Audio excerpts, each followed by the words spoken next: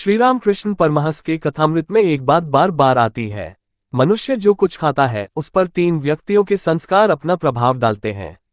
एक जिसका द्रव्य पैसा खर्च हुआ है उस अन्न को खरीदने में, 2 जो खाना पकाता है, 3 जो खाना परोसता है और परोसते समय देखता है। ऐसा लगता है कि इस बात पर से लोगों का विश्वास एकदम उठ गया है। जो कुछ खाया जाता है उसी से रक्त बनता है और वही रक्त उस दिमाग को पोषण देता है जो विचार करता है। गलत तरीके से कमाया गया धन सद्विचार कैसे पैदा करेगा? परंतु आज मनुष्य खाने में और केवल खाने में लगा है। जहां भी देखिए ठेले खोमचे वालों के गिर्द, छोटे होटलों में, बड़े होटलों में कहीं जगह नहीं है।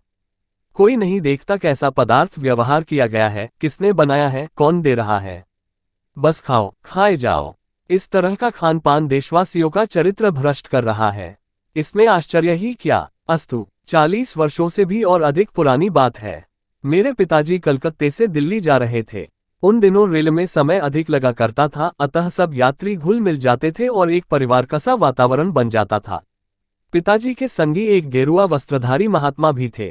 विचारों से लगा ऊंची स्थिति थी। उन्होंने पिताजी को आपबीती घटना सुनाई। उनके लड़के को किसी खून के केस में फंसाकर पुलिस ने हत्या का अभियोग लगा दिया। केस इतना पक्का बना दिया कि अवश्य फांसी हो। ऐसी स्थिति में भी स्वामी जी सदा मुस्कुराते, कहते यदि लड़के के मरने में मेरा कल्याण है तो उसको कोई बचा नहीं सकता। यदि उसके जीवित रहने में मेरा कल्याण है तो उसको कोई मार नहीं सकता। जो कुछ हो रहा है मेरे प्रभु मेरे कल्याण के लिए कर रहे हैं। लड़का जेल में बंद था, फांसी हो सकती थी, कहीं घबरा न जाए इसलिए जेल में उसको उपनिषद पढ़ाने जाया करते। तू आत्मा है, शरीर नहीं है, तुझे कोई नहीं मार सकता, तू मर भी नहीं सकता, घबराना मत। किंतु एक दिन स्वामी जी जेल पहुंचे तो का घबराया हुआ सा था। बोला पिताजी 3 दिनों से खराब सपना दिखता है और मैं घबरा कर पसीने पसीने हो जाता हूं। फिर नींद नहीं आती, रोज वही सपना आता है। स्वामी जी ने सपने के बारे में पूछा तो पुत्र ने बताया, एक घर के कोने में बने रसोई घर में खुले बालों वाली एक औरत खाना पका रही है। सामने बड़ा सा आंगन है। तभी एक कोने में धड़ाम से दरवाजा खुला और एक आदमी की विकराल मूर्ति दृष्टिगोचर हुई। कंधे पर गनड़ासा रखे हुए वह चिल्लाकर रसोई घर में घुसता है और उस औरत को बालों से पकड़कर घसीटता हुआ आग में लाकर उसका सिर धड़ से अलग कर देता है। स्वामी जी जेलर के पास गए जो उनसे परिचित था और श्रद्धा करता था।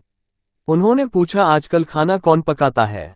जी, साधारणतया लंबी सजा पाने वाले ही यह ड्यूटी करते हैं। पिछला कैदी वर्षों से यहाँ था, 3-4 दिन पहले ही छूटा है।